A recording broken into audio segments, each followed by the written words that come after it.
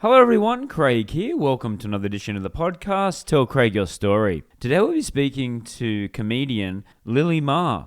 Now Lily was born in the Shangdong province of China, now residing in Shanghai. She's one of the main headline acts in the Shanghai comedy scene. She runs the new comedy show MSG Comedy, which features open mic sessions on Wednesday night, Friday and Saturday night. And Lily has headlined shows in Shanghai and has toured all around China. And here's a quote: "Her traditional Chinese background blends with her passion for cutting-edge Western stand-up. This unique cultural fusion, plus her keen millennium perspective of sex and feminism, has made her one to watch." But before we go, please go to our website. We are at Podbean. Tell Craig Your Story at podbean.com. We have a link tree there which tells you where Tell Craig Your Story podcast is streaming. We are on all the major streaming services. We also have a YouTube account. Make sure you're subscribing to get all the latest updates, and make sure you give us a like. All right, here we go. This is my chat with comedian Lily Ma on Tell Craig Your Story podcast.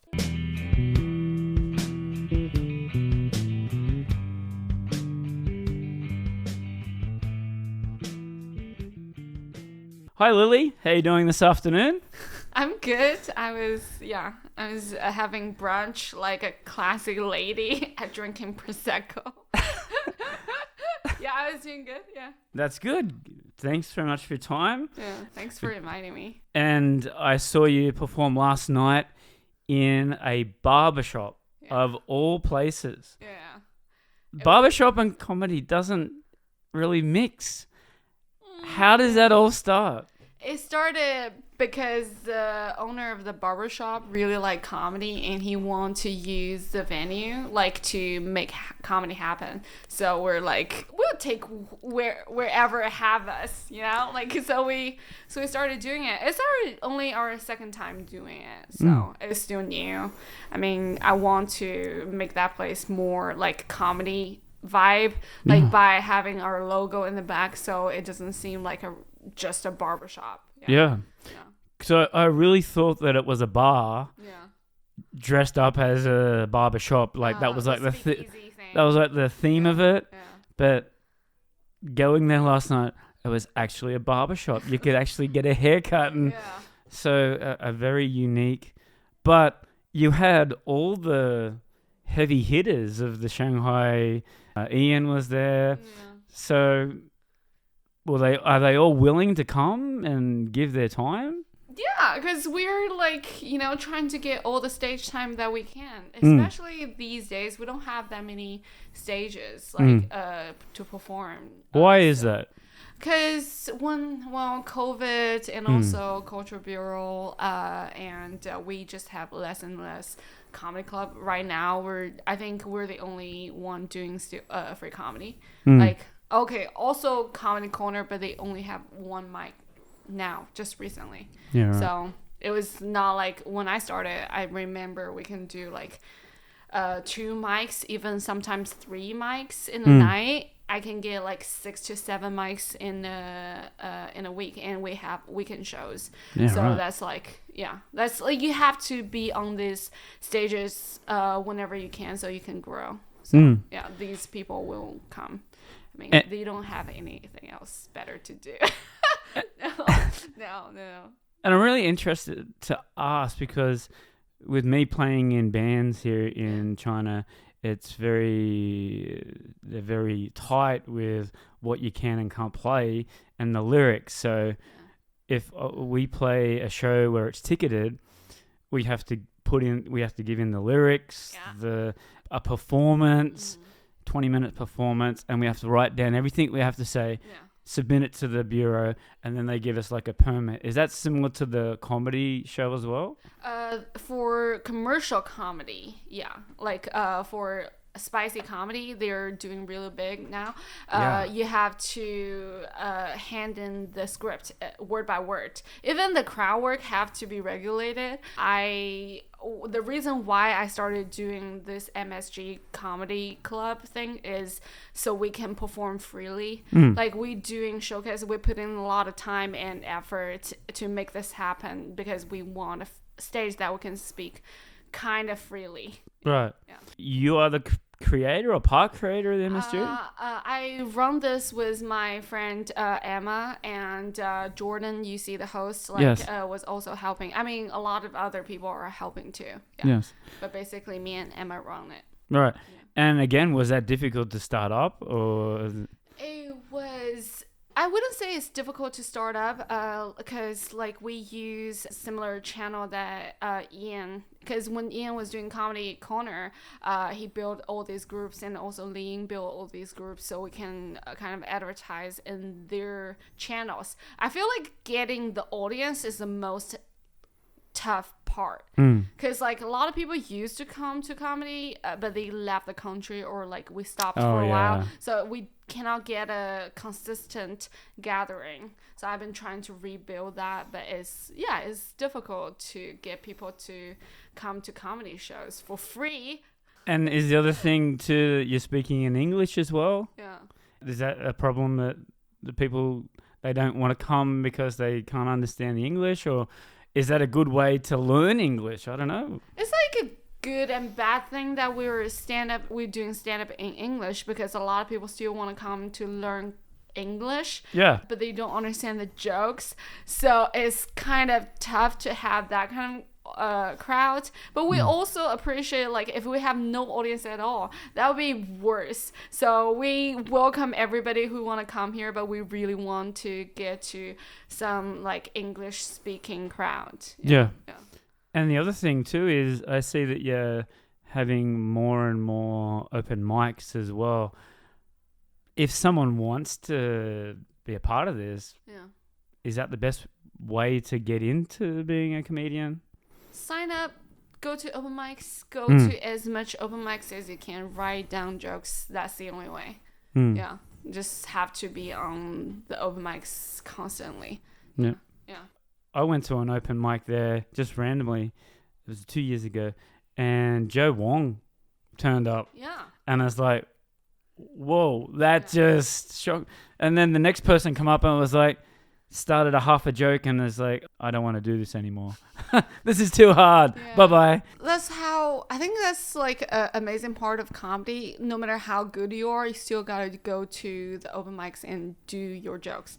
I mean, unless you're people like Louis C.K. or Dave Chappelle, like they can be writing their material on stage during proper showcases. But like for us, even Joe Wong still have to come to open mics. Yeah. That's right. Yeah. Otherwise, you can't really test your material, no matter how good you think you are. Yeah. That's right. Yeah. And he did. He said, these are all a bunch of my new jokes. Yeah. Laugh or don't laugh. Yeah. That's good. Because then if you don't laugh, I'm just going to go scratch, throw it away. Yeah. It's really cool. That is how we get stuff done. Yeah. That's very, very interesting.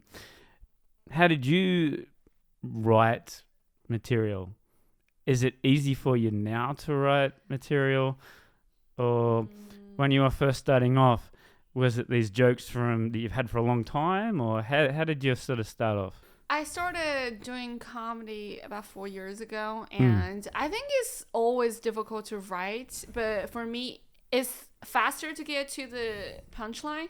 So I cannot really explicitly saying like what is the mechanics in it, but I know something is like easier and funnier to say, but like when I started, I can't even like locate a punchline. It was like, where is it? Like I thought that's a punchline, but it's not. But now I know what is not a punchline, I would say. Yeah, I always started writing jokes with stuff I was thinking in life. Like something happened to me, like I was, the frustration of, dating and like how I deal with people in life. It's just like come from that. Yeah. And being nervous, one thing that I noticed last night Yeah. compared to when I first saw you is you're owning the stage now. When did you first saw me? Oh, it was a A while. couple years ago? Yeah. Oh, yeah. I was really, I'm still very nervous now. But, Why? Huh? Why? Is it just you, or is it a part of the act, or? It was me. I mean, I'm still very afraid. Like, I still have to drink, like, before I go on stage. And when I talk to you, it's like, yeah, I am really easy to nervous. But I feel like it's not an act. People ask, like, you've been doing this for 4 years. How come you still get so nervous? But that's part of me. Yeah. It's like who I am. When I talk to people, I am awkward, even though I go on stage and talk about like very private stuff about my life, but that I'm still a very nervous person. And also, I think if you're so not afraid of the stage, it kind of lost the excitement. You wouldn't be like really interested in doing this because there's no challenge. There's no like new stuff to excite you. Yeah. So I always feel like it's good to have this bit of like nervousness in me, like when I go on stage. Yeah. Back to music. Music and comedy are not similar, but they are similar in certain ways where you've got to prepare a set. You want to always play new. I want to always play new songs. Yeah. You want to write new material, right? Doing new material is always exciting. You don't want to keep playing the old songs, Classic banger. Yeah. but they probably get the best laugh or the best reaction, right? So, how are you putting a set together now after 4 years of being a comedian? I try to get in new jokes, like even though I do feel like the most important thing for me is to make people laugh. So I wouldn't just let me try all new jokes. Like I don't even care about people's like reaction. I still want people to like me. That's like a huge part in my act. So I try to get in new jokes, and the way I plan them is by how I feel like it's more natural. It's like I'm just making a conversation, talking with friends. That's how I started. Like last night, I started talking about like me not the way I look, and then to like why I dress this way, like my dad, and then dating. That's basically how I feel like natural is like similar topic. Yeah. And do you think the crowd relates to it? What you're saying in your jokes? I think a lot of stuff I say, if they don't relate to it, they wouldn't laugh. Yeah. You know, like if it's about the recognition in these jokes. Like I did a all female show recently. Yes. Were you there? I didn't get it all. Okay. The all female show, I was on last, and honestly, half the crowd already left because it was like a little bit too long. But when I get on stage, I think because of the material I especially selected like the frustration in dating, like how you like the frustration of being a woman in this world, and like people really really relate to it, and I knew like I love the feeling, like it just I can feel the audience like get what I'm trying to say. Yes. Yeah, I can feel the energy in the room, and that's like a really really nice set like I had. Yeah.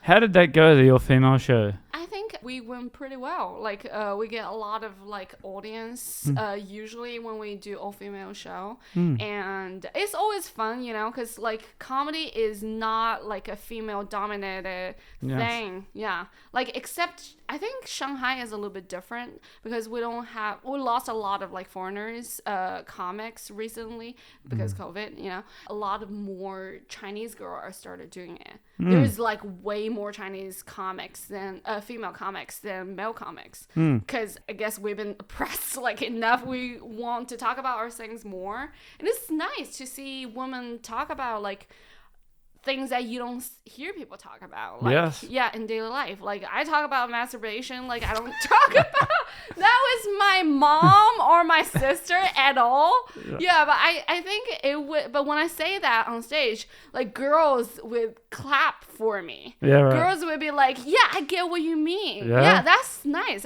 like, because if you don't talk about it, we'll never know. Oh, it's actually normal. Like other people don't know about this, or other people do this. Yeah. Yeah, I think that's like why it's so fulfilling when I do comedy, because I can talk about literally whatever I want. Yeah. That's interesting. As long as I can make it funny. Yeah. What does your parents, and did you say you had a sister as well? Yeah. I had an older sister. What do they think of your show? They don't know anything. Oh, right. Okay. Yeah, Not yet. not yet. Like, I think my mom. I told them I started doing comedy this year because I'm touring, and I was like, I'm trying to be more open about my life with my family. Yes. It's like, stop hiding this. You know, I started touring, so they know I've been like doing this.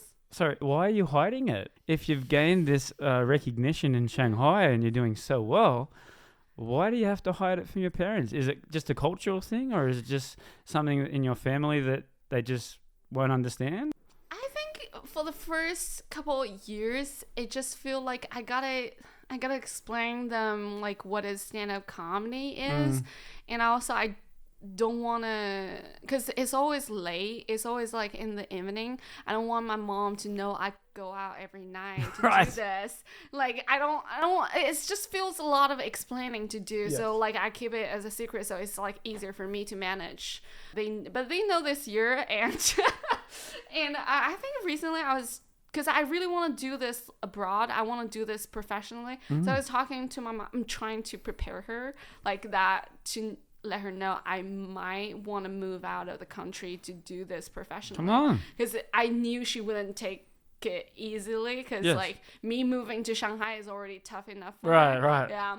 And so I was like trying to do the mind work like years before, and she's like, really, you want to do this like with so little money? She's like started really not encouraging me to do this. I was like, okay, that's why I don't tell you guys in the first place. Right. Yeah. So let's go back then. Yeah. Speaking about your mum and your sister. So, yeah. I also have a dad, by the way. Yeah. Yes, Yeah. you might want to have a dad, unless you're Yeah. adopted. I Yeah, don't know. yeah. Whereabouts in China are you from? In Shandong province. Shangdong, Yeah. Qingdao, Weifang. Yeah, like Qingdao is more like they think they're so much better than us because they're like, you know, rich, and they are, yeah. So whereabouts? Because Linyi is a really, really small town. right, Yeah. confident growing up as a kid or a shy girl? What do you think? I'm gonna say shy, Yeah. but Not confident at all. right. But did you grow up in? You said in a small village, right? It's not a small village. It's actually a town that, compared to Shanghai, is small. But Right. we still have really a lot of people, yeah. And what did your mum and dad do as work? We used to have a family business that, like, we run a restaurant with other, like, relatives. Then my dad stopped working, and my mom kind of stopped working for a couple years. So, like, middle school to high school were really, and college were really struggling, like, financially. But we're kind of okay now. Yeah. Right. Yeah. When did you think of moving to Shanghai? Like, is that like the dream of a little girl, a little boy in a village moving to Shanghai or Beijing?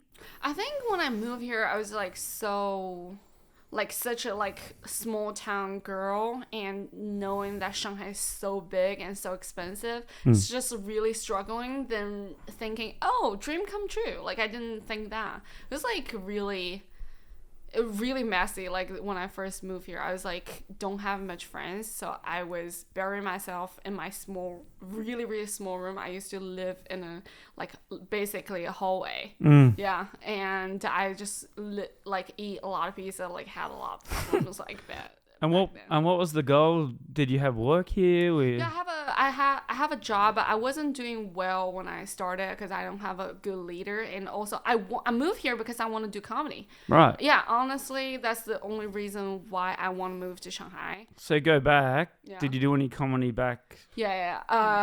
It took me a year or two to finally sign up to a comedy open mic, and I was shaking. Like my voice was literally shaking. It took me so long to finish a sentence when I started, and then I took like a couple months off because I was like, I'm so bad, like so bad, I couldn't do it more. But then finally sign up again. Yeah. So when you do comedy at that stage, do you have a person coaching you, or is it just all yourself? It's all myself. Like when I started, That's tough, but it is tough. It is tough. I think I started at KFK. They have like really good comedians Right. back then, and like you know these people are like they're the comics club. I'm just a new person. I didn't earn any like respect, I think, and also people are busy with their stuff, so I really don't get to know all these people. But I think when I started doing, when was that? I think when I started doing, there's a girl, American girl called Erica. She started the Blackout comedy club, and she's like really supportive. Like she encouraged me, and like we started to get more closer as like a group. Also been doing this for a while, so like I can get support from Ian and like Erica and like all the other comics who want to help me. Yeah. So what does it mean to have someone like Ian who's done it for such a long time, and Erica as well? She's still in the country? She left? She left the country. She's like in Chicago, like Right, grinding it. She's right. been doing well. Yeah. So now you're 4 years. You're one of the, Yeah, I'm one the of veterans already. Veterans, yeah. It's like tough to say that, to acknowledge that I've been doing this for years. Yes. You can see that you've progressed because I look on your Instagram and it shows that you're in Chongqing, you're in Chengdu, Nanjing as well. Yeah, Nanjing recently. How does that make you feel? I mean, it is still amazing, like I really love doing this, and to go to other places and like do 45 minutes is really a treat. Also, I think it's a privilege because there's not a lot of like comics that has that much material in China, and maybe like in US, like by how many, like I've been doing this for 4 years. I don't think I would get a chance to tour even, but like in China I get to do that. I think that's a privilege, and I appreciate it very much. But it's still I know it's still like a lot of work to do. I still kind of panic when I like lose my train of thought, because doing 45 minutes is not like doing it's a lot. 15 or 20, because you don't get a chance to practice that a lot. I've only been doing headlining shows for like less than a year, so it's like tough. Without a break too, 45 minutes, that's a long set for a comedian. It is a long set, but we don't have a break during the headlining show, because it's tough to get people's attention. That's why you have like the opener. The order is really important in comedy, because like you get to make the audience engage and get them warmed up, and then you like go straight for 45 minutes. Coming to Shanghai, you were saying that your mom was stressing about it. Have a similar situation with my mum, still stressing about me being in China. All right. I tell Why? What is her reasons? Well, she's been here. She come here in 2019 before the lockdown. But mums will be mums. Yeah. Doesn't matter. Close, right? That's right. Yeah. So how was that for you, just to leave and come to Shanghai? Pressures. My mom think I don't love the family.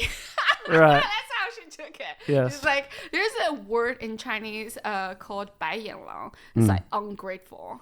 I'm the ungrateful child. I don't like stay with the family and support the family. Just being a bad daughter.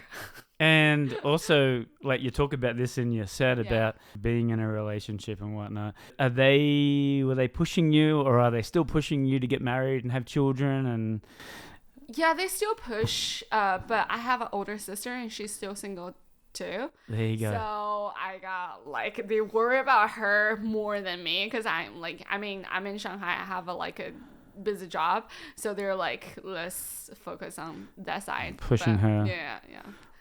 Because my dad, recently I was in Shantou, like in Guangzhou, and it's a great food place. And I was talking to my parents saying, hey, this place is great. Like, come visit here for fun. And my dad said, we'll never go anywhere until you get married. As a threat. I was like, okay, fine, don't go. You know, I'm not gonna just get married and have a baby so you guys can go out and have fun. You know. You've come to Shanghai. You started doing comedy. I've also seen outside of jiu-jitsu. I was going to say taekwondo, jiu-jitsu. That's like the most. My friends still think I'm doing taekwondo, even though I cracked them like multiple times. Right.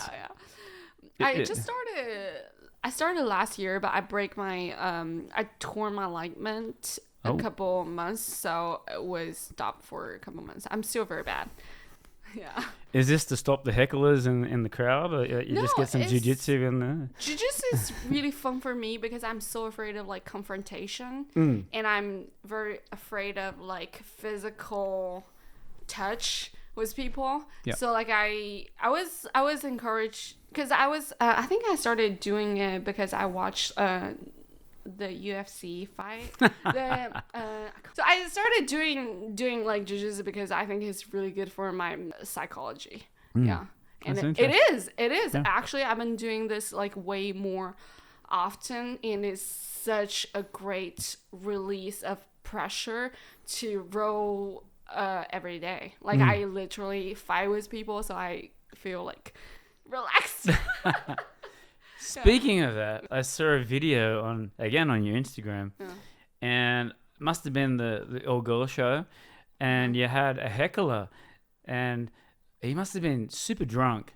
Yeah. You're just yelling out these like really some nasty comments, and then all of a sudden it was your turn to go on stage. Yeah, tell us this story. He was like right. There's a guy like he started heckling the guy before me, and he didn't like the comic didn't really handle it very well because like he's kind of getting mad and tell the guy to shut up, and this guy of course he's not gonna shut up, you know. He's like, how dare you tell me to shut up? And then I have to Ling went up, and Ling had like Ling's way of dealing heckler is like more aggressive.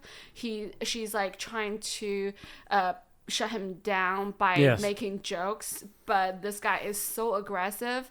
Like they had like she did like shut him down, but it was like so aggressive, and the room is so hyped up. It's like in a fighting mode, I feel like. So when I went up, no pressure or anything. I was like, I have to address this, but I don't know how. Like, I can't do it like the Ling way. So I'm just like, how am I gonna, like address this situation? I only have dick jokes, Like I'm not, like I don't know what to do. I think I'm putting myself in a more vulnerable place.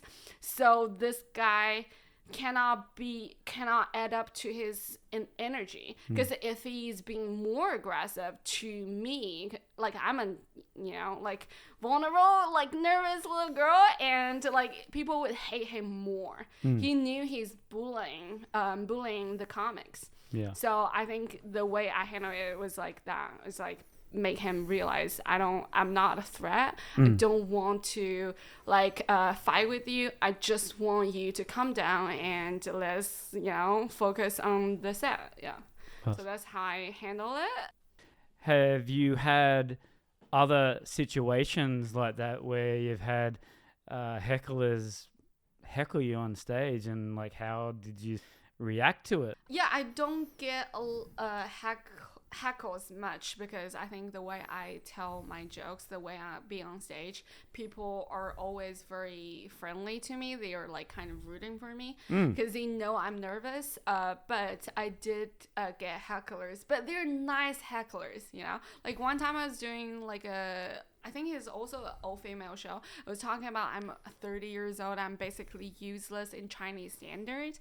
And this girl was like, no, you're not. How come you say that about yourself? I was like, dude, that's a joke. Also, it's not my opinion. But she kept going on and on, like pep talking me. It's like, I mean, it's nice. It's nice that she want to root for me, but I was like really bad at like interact with like audience on the spot, and so I just like kind of saying, let's talk after the set. Like I'm not paying you for my therapy, something like that, and end it. It was like not heckling, but it's like just a little bit frustrating that your rhythm got break up. Thrown off. Yeah, got thrown out. Yeah. Yeah, because you want to have that flow going through the set all the way through. Yeah. I mean, like, because I was saying that because I have another joke after that premise. Like, but now I have to explain this is okay. This is okay. This is not like me actually thinking I'm useless, but like you throw me off and I have to find the rhythm again. Yeah. And how do you feel like when you've got a small crowd or a big crowd? Is it the same performance, or do you change your setup? How do you sort of do that? It depends on the venue. Like I've been doing like bar shows, so it's usually small. But I realized, because I did theaters this year, Spicy Comedy, when they opened up, they started doing theater shows, so it's like over 200 people, and I was really nervous because I didn't know how they're gonna react, because usually in a bar you're really close with the audience. Yes. You're like 3 meters away or something, but like in theater you're on a big ass stage, right? And how I own that stage, how I move around that place, like fill in that space is really important, and I have really little experience. But like after I did that theater, I realized you have to move a little bit bigger. You wait for them to react to your joke, and then you like do your next joke. Just like try to really feel the energy in the room. Yes. I think that's what I learned from doing like big crowd set. Yeah. That's awesome. And I'm so happy that they did get the Spicy Comedy. I still haven't been to the Spicy Comedy yet. Yeah. So I'm looking forward to going there. But it seems to be getting more and more of a bigger crowd there, which is really good. And a lot more, not so much foreign people. There was a lot of Chinese people, the last pictures that I've seen, which is awesome. Because Nora is really huge. Nora is a founder of the Spicy Comedy. Like she has a huge follower on TikTok and all the other like social platforms. So it's like different than how we get our crowd at MSG. Yeah. It was a roast. And oh my God, you were a part of it. And I sat there and I was like, I don't know whether to laugh or go, man, that's harsh. So for you to be a part of a roast and then just have like 7 or 8 comedians just go, bam, do you just laugh it off? Because there's some pretty nasty things said. But I know you're just friends and like you get to fight back when you do something. But is it difficult for you to do those roasts?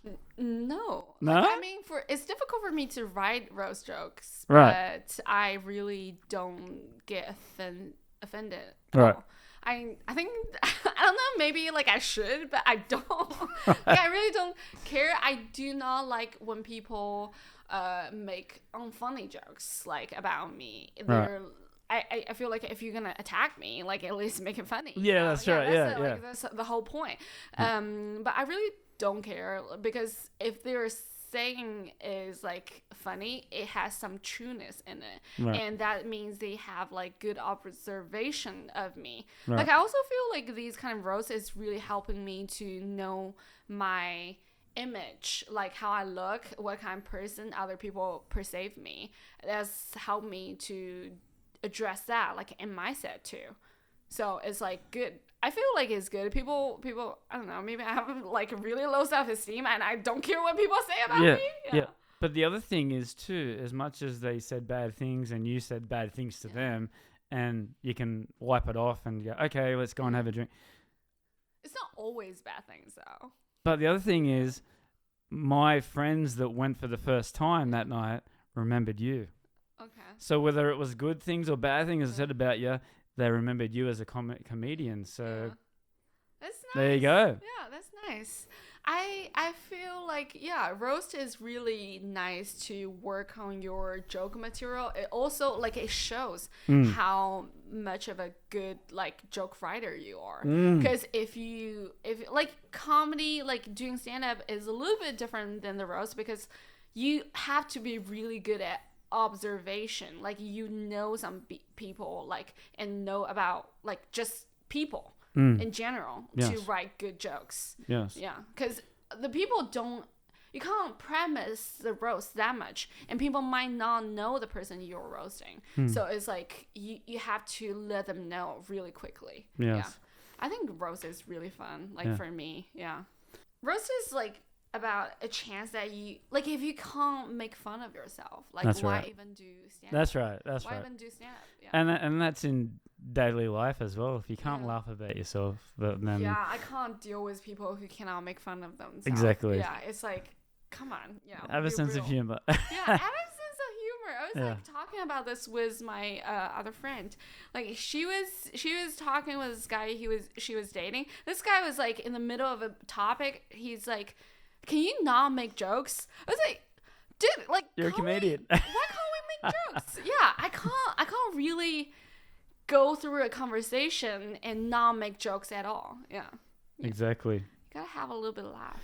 You posted on here, and it was some of the comments on one of your performances. Oh, she's so nervous. Her voice is like trembling. Oh, that was Big time. That was a comment on my dealing with a heckler thing. Right. Yeah. Heckler 1, your own stage next time.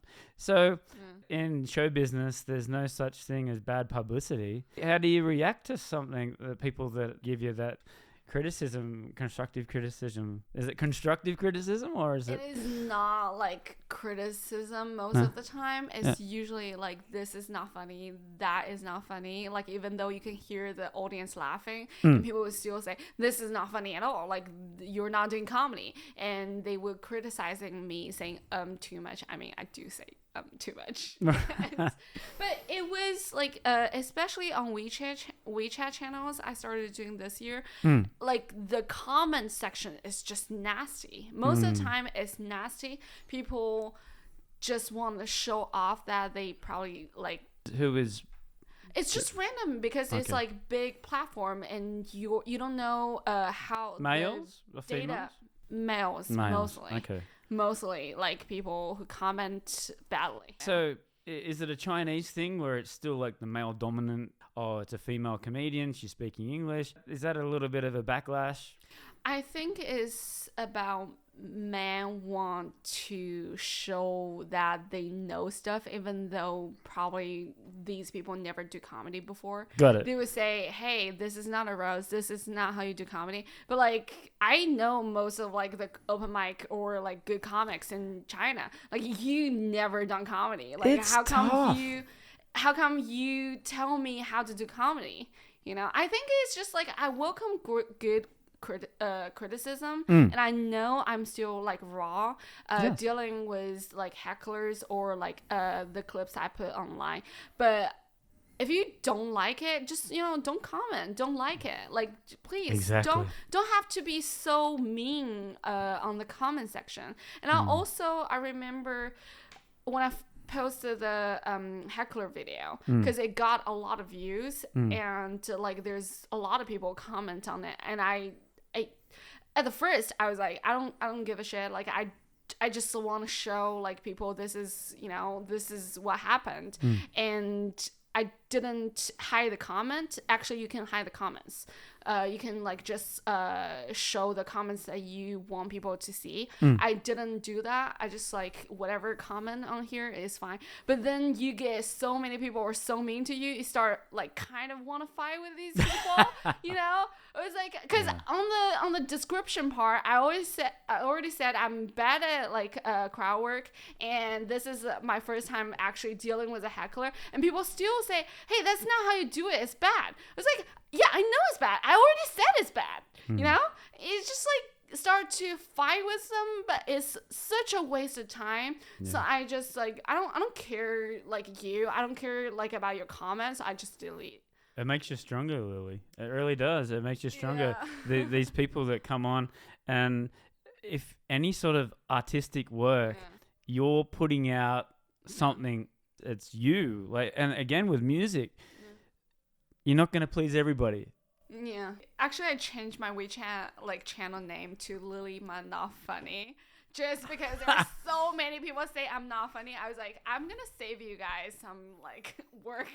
I was just like making fun of that. Yeah. And you watch one day when you're touring all these other countries, then you get a screenshot of all these people that were saying, look at me now, huh? Yeah. Is that a motivation for you? That would definitely be the motivation. Yeah. Yeah. I remember one time I got a criticism from a person. He doesn't really do comedy, but he said like you gotta be really confident. You know, if you can't be confident, like people wouldn't get you, wouldn't believe like in your jokes. I was like, but there's different kind of like comedy styles.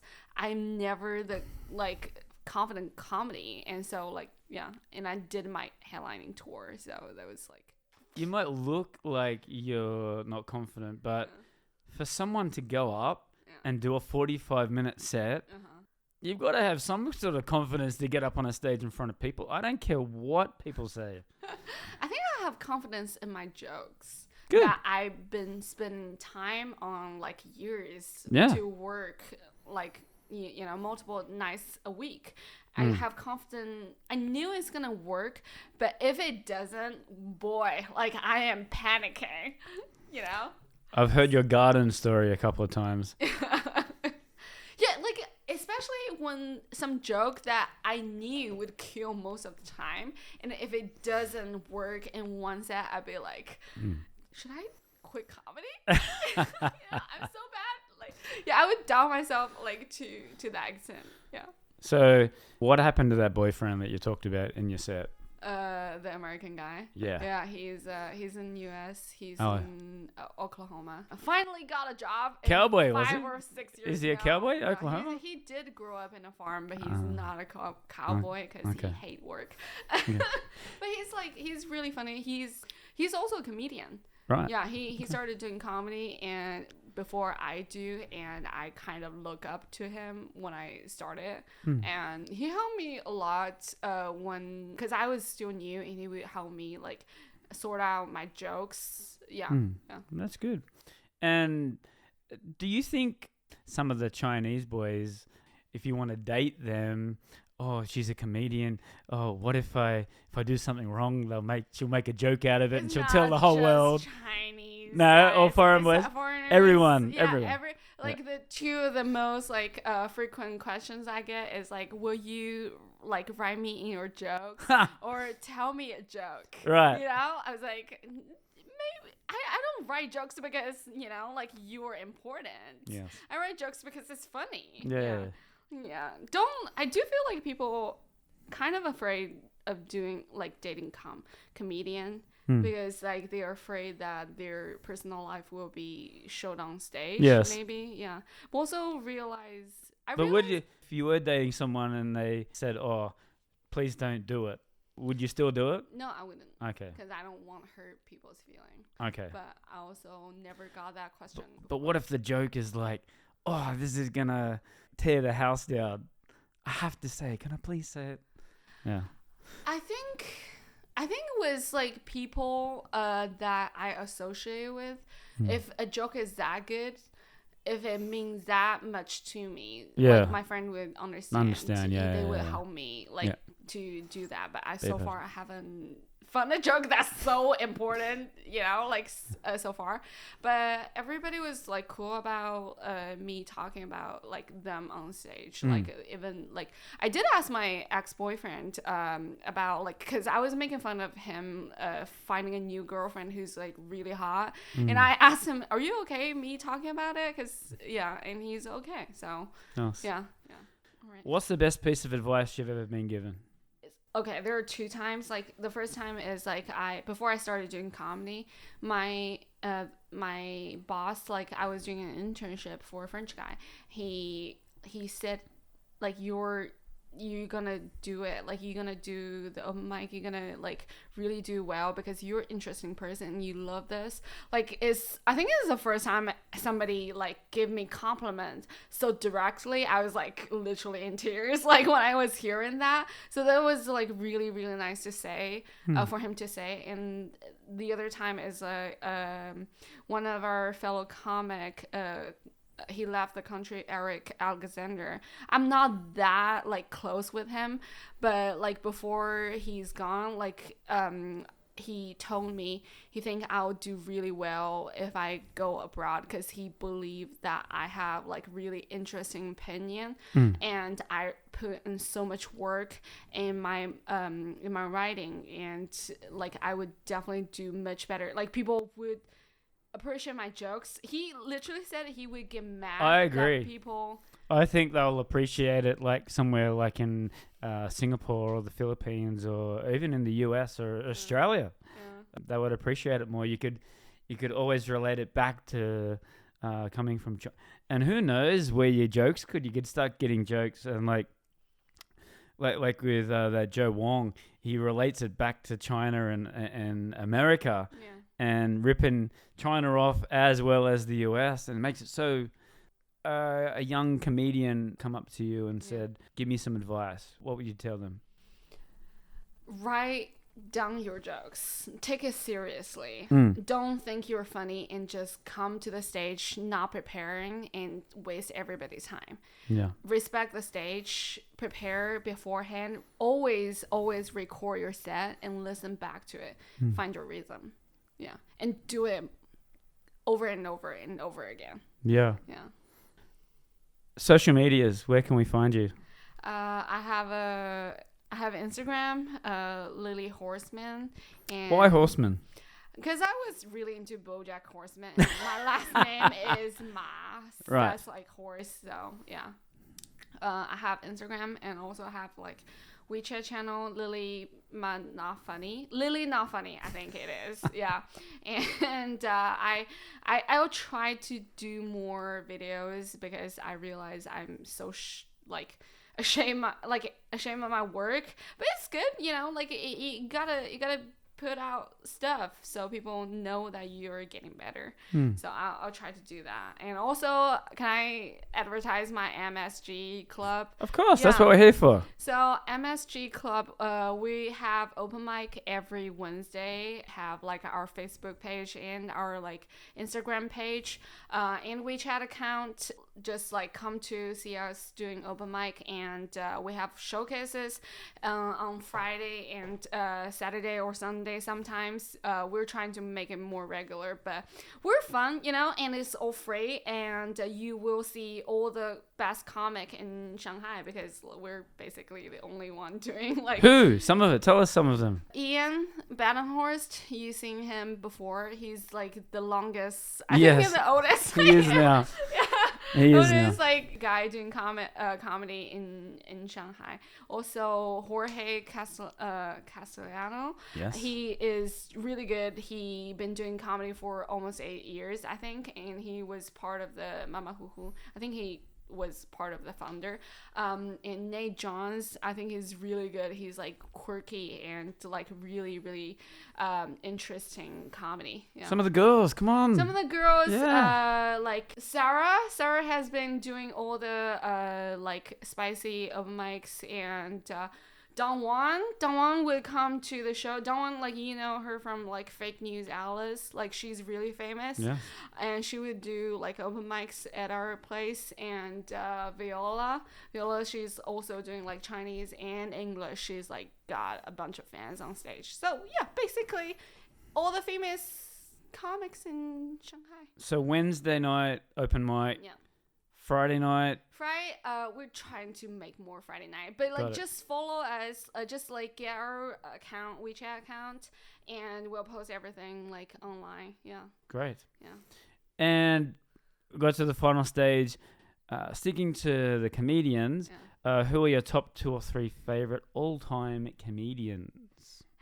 It's such a cliche, Internationally. It's very much cliche, but Louis C.K. is still my favorite because he's like the reason why I started doing comedy, and nobody else like had his like weird but intelligent thoughts. Yeah, he's like just the best. And Bill Burr is also like my favorite. Yeah, because he's just like so angry and so right a lot of times, but he's also a sweetheart.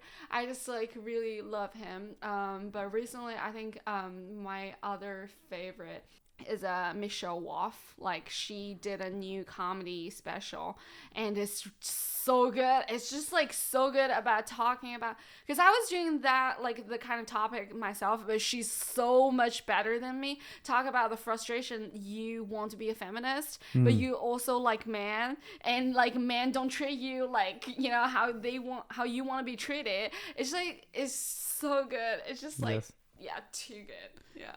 And your top 3 Chinese or foreign in China at the moment? I really love, I think Jorge is really, really good. So I really love like Eric Alexander. He has such great, like, it's not dry, but it's just clever. It's just clever. He would talk about like, he's like lost his finger in a fun, like light way. And Eric is one of my favorite, and Kurt Dunson is one of my favorite too, because his energy, because like in China I think one of the thing we don't have is like big energy people. Like Kurt Dunson has so much energy. Why do you think that? I don't know. I think like first of all, like Chinese people, we're not big energy because we're not like encouraged to be loud or like very expressive, first of all. And second, I think Kurt is like a little bit crazy. That's also why he's so good. That's good. Yeah, it's like irreplaceable because you cannot be that.